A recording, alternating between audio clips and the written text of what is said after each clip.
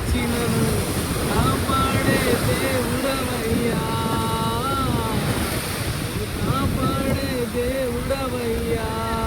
అలలు లేచినను తుఫాను లేచినను కాపాడే దేవుడవయ్యా, నీవు కాపాడే దేవుడవయ్యా.